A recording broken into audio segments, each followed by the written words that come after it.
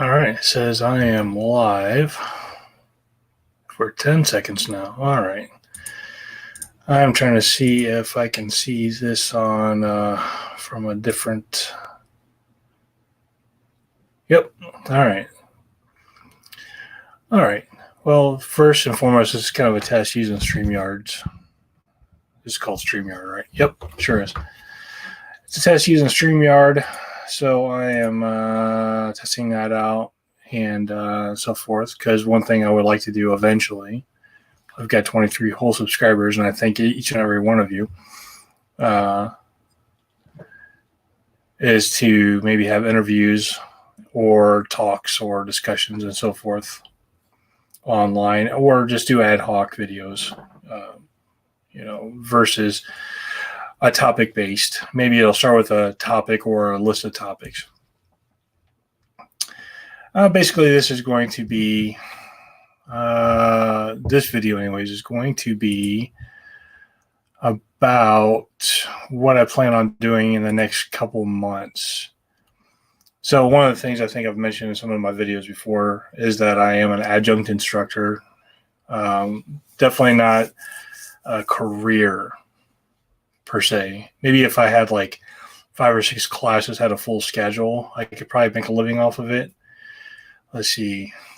If I was teaching 8-week classes, I would 2, 4, 6, 8. If I was teaching just 8-week classes, I need to carry on like 8 classes at a time, for one semester to more or less make a living off of it. Maybe 6, but preferably 8. And that's kind of a heavy workload, especially when I already have a full-time job. Now, if I did have a full-time job, could I carry on 8 classes? Probably. I'd probably be pretty busy, though. I mean, there's just a lot of grading and reading to do, and your eyes go cross after a while.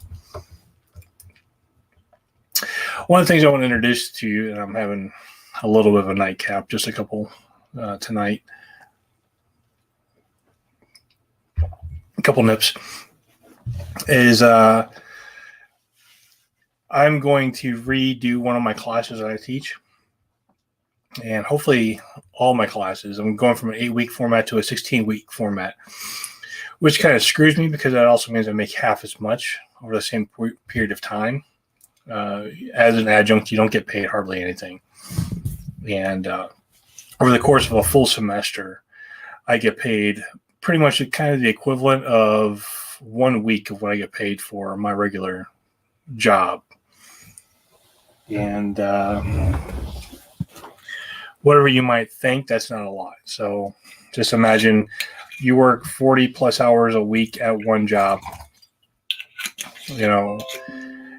Now take 1 week of that pay that you would get and then spread it over the course of like 2 months. And then now I'm taking this to go from 2 months to 4 months. So it's not a lot of money. It doesn't really increase my tax taxes at the end of the year, I should say. However, I do want to also make sure that I can pass on some knowledge to those 1 or 2 students I have every class that are very receptive. And so that's why I'm taking my classes from an 8-week to a 16-week format. Because in an 8-week format, I teach networking and advanced networking. I'm also hoping that they'll free up some time for me to kind of go into some cybersecurity classes and so forth. What I'm going to be testing on this channel is I'm going to probably be doing betas of my reinventing of the classes. I don't need so much the class to talk about, but my labs. And an 8-week format, I don't have a lot of time for labs. I've got 2 chapters a week to cover in an 8-week format, and I spend 4 hours a week pretty much talking for 4 hours straight. I don't think that students are going to get a lot of benefit from that. Unfortunately, they don't need to hear. I don't teach what's in the book. They can read the book, and I'll hit the highlights of what I want them to focus on.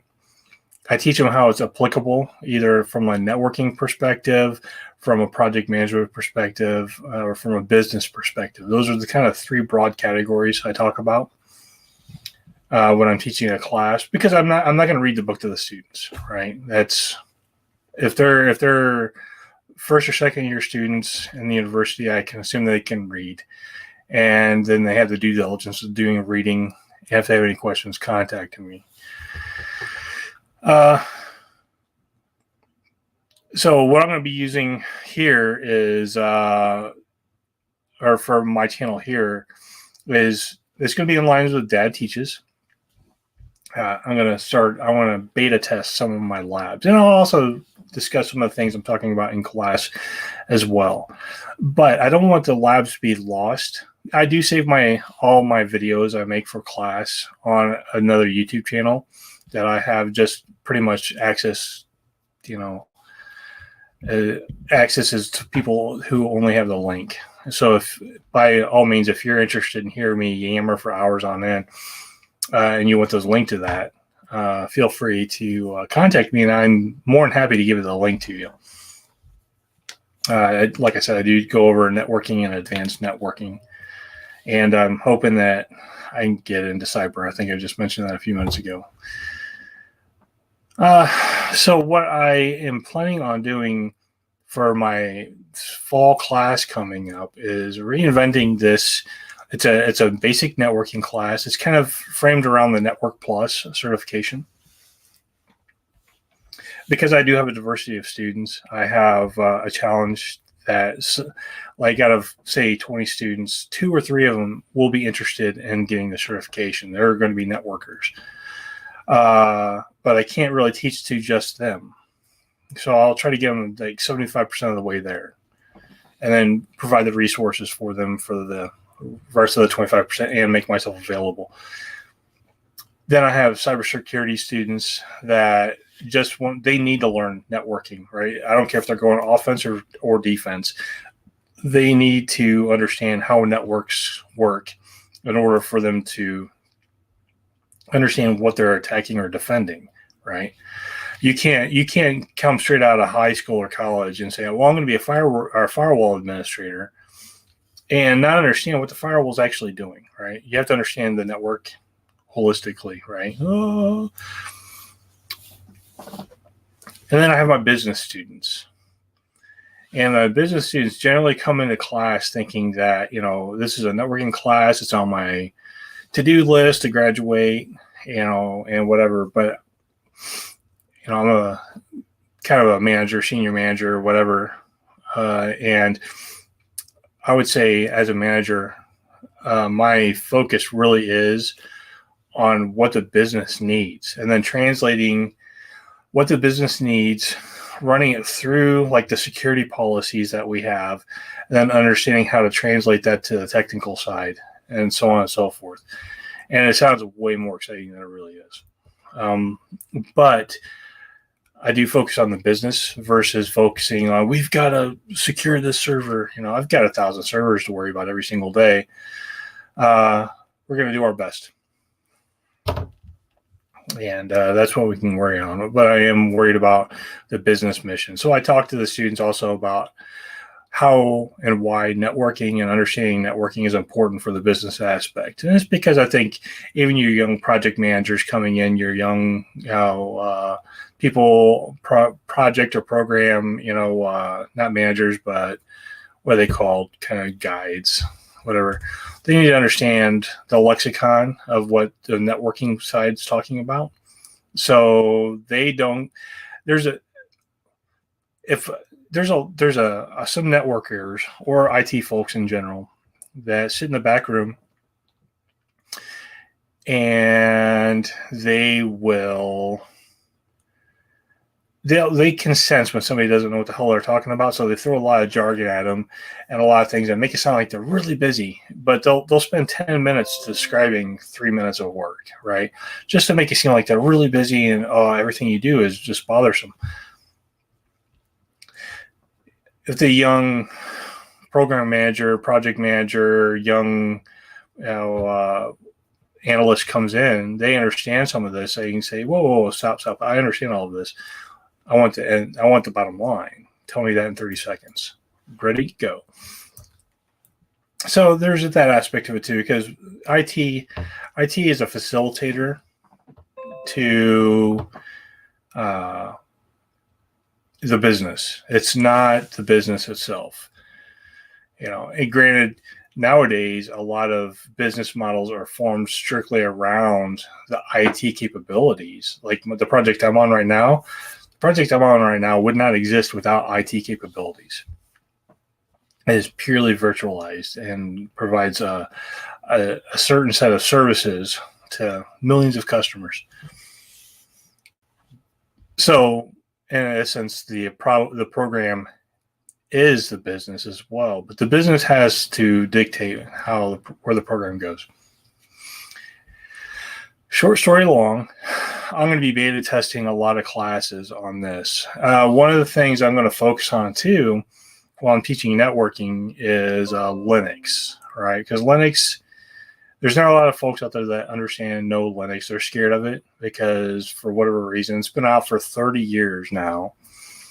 And there's no reason to be scared of it. Now, back in the early 90s, when I started getting into Linux, I started first getting into like BSD Unix, and then Linux came out with the kernel and so forth. And I wasn't smart enough back then to understand what the hell that meant. I'm barely smart enough now to understand what that means. But, back in, I think it was 1991 or so, the Linux kernel came out. Linus Torvalds created the Linux kernel. As far as I remember, it was because a professor told him that he couldn't do it, so he did it. I'm hoping that he passed the class back then. I don't know if the teachers nowadays are generally competent enough to take a student like that. I'd probably give him a pass and say, "You're going much further than I ever will. Congratulations." But he created a Linux kernel, and it is very Unix-like, right? It's been a while since I played with Unix. I used to be very much into BSD Unix, and I haven't really played with it probably in 15 years now. It's kind of a shame to say because I've been I'm a Debian guy, and I'm not even smart in Debian really anymore because I haven't really played with it that much. I need to get back into it personally. I need to relearn this. Hence, Dad Teaches is going to be a part of me relearning it, teaching you, and refining what I'm going to teach in my classes, right, for my students. But here, hopefully, I can teach other people some of this as well. Like right now, I am installing, I'm trying different versions of installing a Linux on Windows. Now, I've got one laptop that I have a VirtualBox on, and you can run VirtualBox kind of like as an overlay to your Windows. So I can run like Kali in there as kind of an overlay to Windows. On my primary desktop here that I'm filming on, I am using the subsystem, the Windows 10 subsystem, to run Linux. And right now I'm installing Kali on this. And I've also got a couple other Linux distros on here. I'm putting just your basic Debian because I'm a Debian fanboy. And also OpenSUSE because I loved OpenSUSE back 20 years ago. Maybe it was 20 years ago. It's probably about 20 years ago. And they were bought by, what's the predecessor to Windows Office or Microsoft Office? That was, you had your notes and the email client and all that stuff. Anyways, it's a German company now. OpenSUSE, whatever you want to call it, is now there. But I like the nostalgia of it, and I'm pretty sure, I keep wanting to say it's Oracle, but it's not Oracle, it's something else. Anyways. So I got those distros on here. I might install a couple other distros, but what I'm doing right now, and I'm not going to show it on a video because all I'm watching is a distro upgrade here. So just see a lie with lines scrolling past it while it downloads all the packages. What I'm doing now is I'm going to try a variety of ways of using Linux without having a dedicated Linux computer. One of those methods is using a thumb drive. And I don't even know if I can find DVDs anymore. I probably still have some in a box in the garage somewhere to make live discs. But thumb drives nowadays I can get a 4 gig thumb drive for $1. I'm going to see if the university will pay for that. I'll make live discs. I know it's been a while since I've had a Mac computer. Probably about 10 years now, I guess. Was the last time I had a Mac. But there used to be something called Parallels, to where you could run virtual machines, kind of like as an overlay in Mac. So I might need to explore getting a Mac or something to test that out. I know the open box VMware client not open box. It's the Oracle product. Oh, let me take a look here. I'm sure I have it installed on this computer because this computer is kind of like a trash bin of Oracle VirtualBox. I'm sorry, there we go. So VirtualBox, I'm pretty sure VirtualBox will also run a Mac. So I'm looking at a couple different ways of getting the same content out. We can either do, if you have Windows 10 computers, we can do the Linux subsystem to Windows 10 and install it from the app directory using the Oracle VirtualBox for Windows or Linux and running it as a virtual machine on your computer. And I'm also thinking about doing a live disk on a thumb drive. This is not a thumb drive, by the way, so I'm going to be exploring those, see which one's the easiest to deploy so I can make labs. The basis for this is that there's not a lot of folks that understand Linux. They're scared of Linux, or they're first-year students, second-year students that may not even understand Linux exists. They don't even know what Windows is. For the all intents and purposes, people don't know how to use their computers. They think it's a gateway to YouTube and games, right? But that's not going to help you when you're a networker. You have to understand how these things work. So, part one of this, 17 minutes and 20-some seconds into it, is that this is going to be kind of a scratch pad where I'll also have teaching events on here. So, if you would like to follow along and learn Linux or learn networking, I'm going to have labs on here. And mostly so I can refine my labs. I've got automotive projects coming up as well, right? So on the automotive side, I have my Jeep that I'm getting ready to gut the bottom of it, right? I've got to work on both differentials, transfer case maintenance, where I'm going to be putting a slip gill collimator in that thing. I'm going to be swapping out the automatic transmission for a manual transmission because the automatic will go into my son's Jeep. His automatic, for whatever I haven't taken apart yet, is after it gets warm, it starts slipping really bad. So it could be a transmission pump. It could be a missing ball bearing, anything. I don't know. I don't know transmissions very well. I can follow instructions, though. So I don't know what the problem is, but I'm going to make sure that my transmission is going to be serviceable to put in his Jeep because he's got a 95 YJ that if he ever comes back home, we're going to rebuild. And it's not on him. It's the judge that demands that he's raised by an Xbox and a pot-smoking mom versus learning how to be a man. But because the judge says, of course, that's in his best interest. Well, I'm treated like a criminal, though I've never been to jail, but his other parent has been to jail many times and is treated like a holy saint. So thank you, Judge Journey, for your progressive Republican ways. Anyways, I'm going to have some automotive stuff on that. So my Jeep is one project. I've got Project Tracker. I'm calling it Barbecue. I've got a 1995 Geo Tracker. It's a two-wheel drive. I've got a donor vehicle that I'm in the process of ripping down and salvaging what parts I can before I donate the body and frame to either the scrapyard or to somebody who wants to make a wheeler out of it or something like that. The body's in terrible condition. The frame's in great condition. But I'm gutting the whole thing, right? So by the time I'm done, it's pretty much going to be a body on frame, and that's about it. I'm pulling out the axles. I'm pulling out the engine, transmission, transfer case, the whole drive line, and any other spare parts that I may be able to use one day on my tracker, because the parts vehicle's a 94. It's essentially the same thing.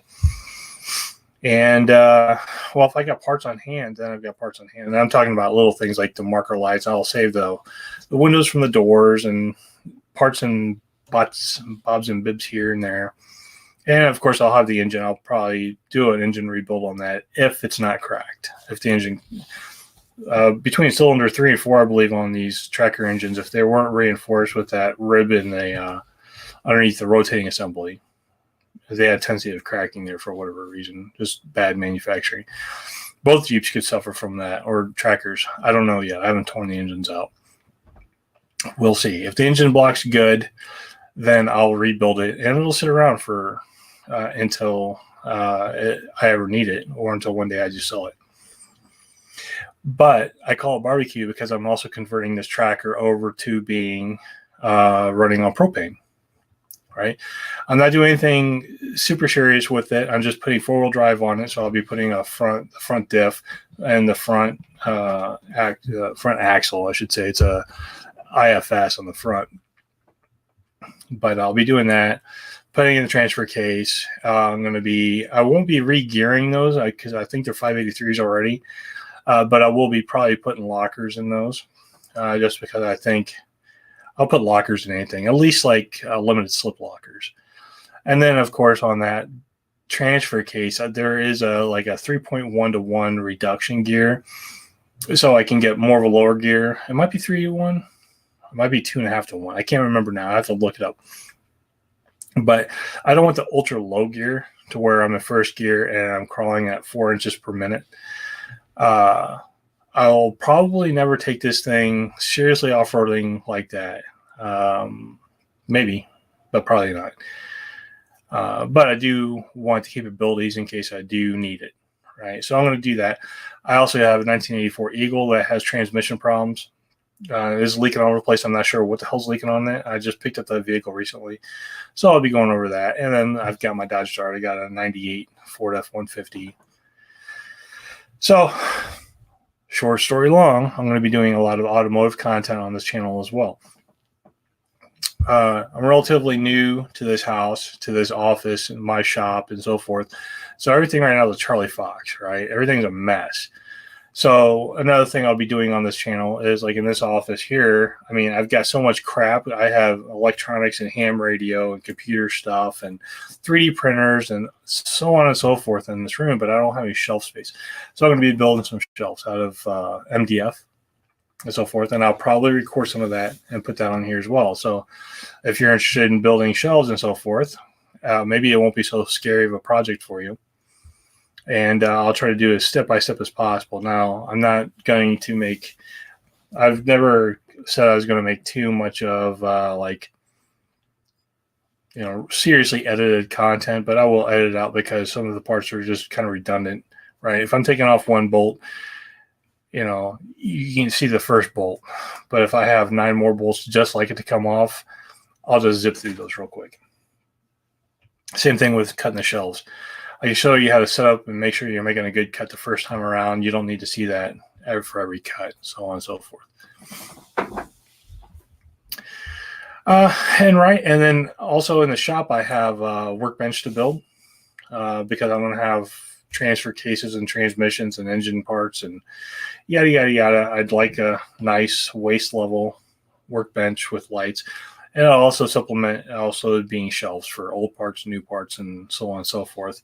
Well, I build up my shop because right now it's a holy terror. It's just a complete Charlie Fox because, quite honestly, I don't have anything built out there to accommodate working in there very effectively. So it's just kind of a junkyard in it right now, and it drives me bonkers.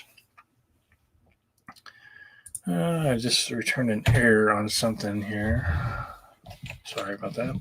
I'm installing this start Windows.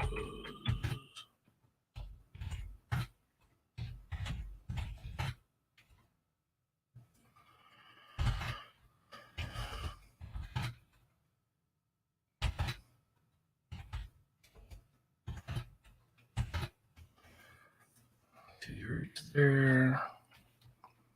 All right, well, Linux is working well. Now I just have to figure out, like I said, I have to get back into practice on this too. I need to get back into practice on Linux, period. But also, I want to make sure my students are not scared of Linux. They're going to see, the 13 different folders, or in here, it looks like 20 different folders, and understand what they're looking at, how to navigate, how to create, how to delete, how to append, yada, yada, yada.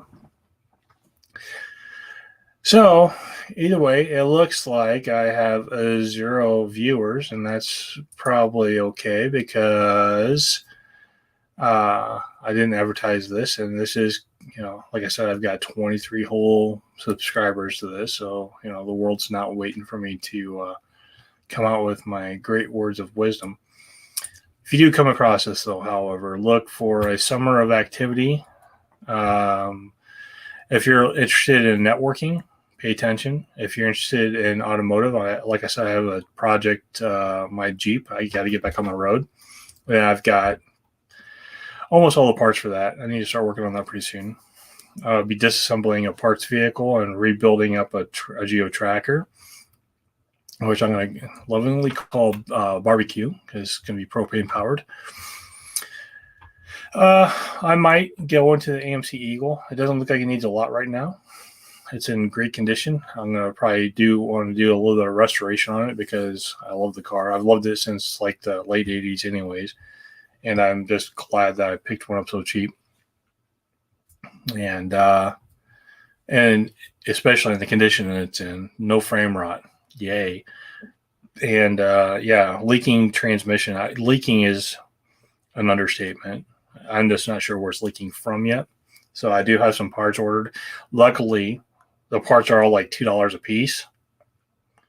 So I'm going to be spending like $20 on all the seals and gaskets and filters and yada, yada, yada. So that's awesome. Yeah, yeah. So,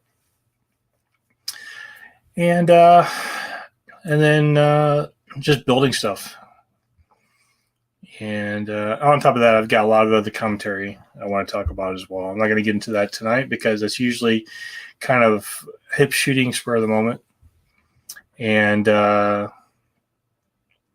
as much as I try to put a schedule for the topics I want to talk about, that schedule usually goes away as soon as something hits my mind. Like this past week, for instance, I've been very frustrated because I've got fiance's 18-year-old son that decided that he doesn't want to go to college now, but he doesn't want to really do anything else. And I've been, I think, livid is a good word for that.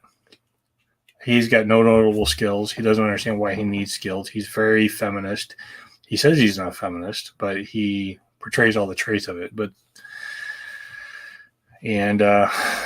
Trying to, I used to train young men and lead young men for a career. And knowing that he doesn't give two shits drives me up the wall. And for me, I'm just like, well, if I can't teach you, life's going to be the teacher. And his mom and I have been having some conflicts about that. She thinks it's a reflection on her, and I told her it's more of a reflection on their dad, that he just thinks that the Xbox is going to, most single moms raise their kids by Xbox, especially their sons.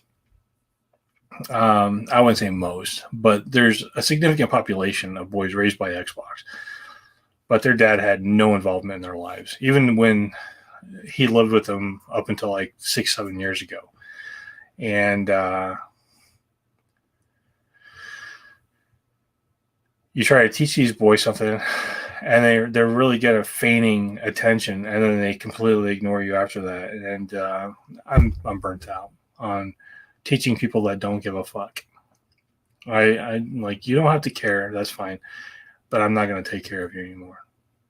So those topics will be coming up as well. So anyways, I'm hitting 30 minutes. I think that is a good time for a little channel update. And I'm playing with this StreamYard. I kind of like it that there's no install. And hopefully, if any of you are interested in having a discussion sometimes, let me know. We'll come up with a topic and we can go over and discuss it. Have a great night, everybody. Peace.